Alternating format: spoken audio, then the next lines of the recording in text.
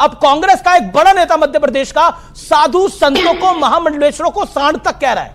मतलब क्या एक बात भूल गए, जब देश आजाद भी नहीं था, आजादी 2014 में मिली है, तब हिमालय में बर्फ भी नहीं पड़ती थी, हिंद महासागर में पानी भी नहीं था और हवा तो चलती ही नहीं थी। अच्छा, धूप भी नहीं निकलती थी। मोदी जी सूरज लेके आए, मोदी जी चांद लेके आए, मोदी जी ने हिमालय बनाया, मोदी जी ने समुद्र बनाए। हेलो दोस्तों, आपका स्वागत है हमारे चैनल पर। आप देख सकते हैं कि मीडिया और सुधांशु त्रिवेदी जी ने किस प्रकार से राजकुमार भाटी को नीचे दिखाना चाहा, परंतु राजकुमार भाटी ने दोनों की ऐसी ठुकाई बनी कि भागते बने। इसी प्रकार से मज़ेदार वीडियो देखने के लिए हमारे चैनल को लाइक और सब्सक्राइब करें। धन्यवाद। राजकुमार भाटी, आपका इस चर्चा में स्टेक बहुत हाई है और मैं इसलिए जिम्मेदारी से इस बात को बोल रहा हूं। औरंगजेब पर बयान जो अबू आसिम आजमी साहब ने दिया वो आपके सामने है।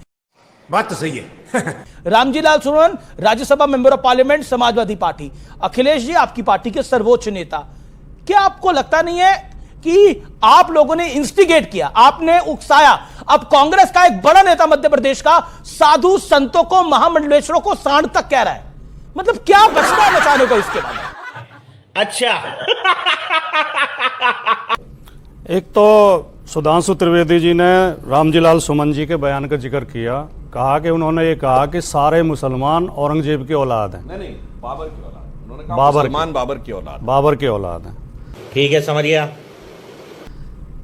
बिल्कुल उलट कह रहे हैं। भारतीय जनता पार्टी के लोग ऐसा कह के प्रदर्शित करने की कोशिश करते हैं कि सारे मुसलमान मुगल हैं, और हम हमेशा खंडन करते रहे हैं। आपकी डिबेट में भी कई बार किया था कि सारे मुसलमान मुगल नहीं हैं। किस बीजेपी के नेता ने बोला? सुमन ने गर्दा उड़ेगा भैया जी सदन के अंदर यह बोला कि अगर मुसलमान बाबर की औलाद हैं, अगर कुछ छोड़ गए, आधा सच बोलना झूठ बोलने से भी ज्यादा खतरनाक होता है।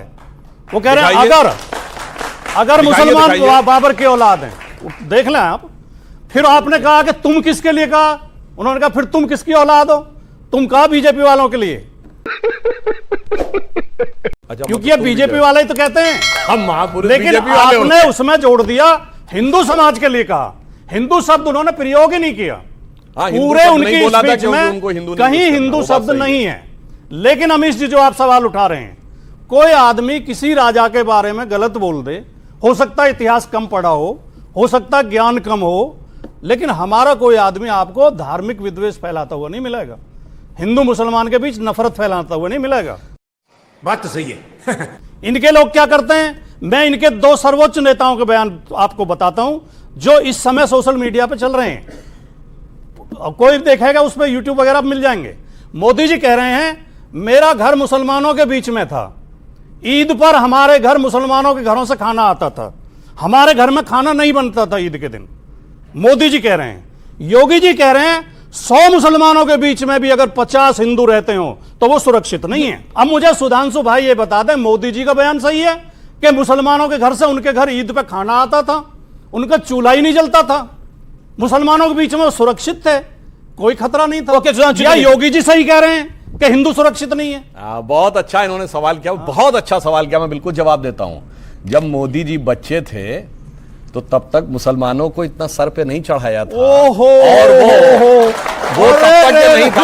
हमने कहा जब मोदी जी मगरमच्छ पकड़ते थे तब मुसलमान डरे हुए थे। सेंटेंस बोला और ये पकड़ना आपको क्यों देखने लगता है? मुझे समझ में नहीं आता है। आप दोनों वरिष्ठ हैं, मैं तो नहीं। और आज के समय, क्योंकि तब ये देश सेकुलर नहीं था, ये 1976 के बाद से जब से देश सेकुलर हो गया है, उसके बाद से योगी जी की बात सही है। वरना मैं ईमानदारी से एक बात कहता हूं। और अभी तो रुको, क्लाइमैक्स अभी बाकी। आप एक बात भूल गए, जब देश आजाद भी नहीं था, आजादी 2014 में मिली है, तब हिमालय में बर्फ भी नहीं पड़ती थी, हिंद महासागर में पानी भी नहीं था और हवा तो चलती ही नहीं थी। अच्छा, धूप भी नहीं निकलती थी। मोदी जी सूरज लेके आए, मोदी जी चांद लेके आए, मोदी जी ने हिमालय बनाया, मोदी जी ने समुद्र बनाए। अब जो कुछ हुआ 14 के बाद हुआ। Okay okay okay. मुझे अपने घर जाना है। मुझे घर जाना है।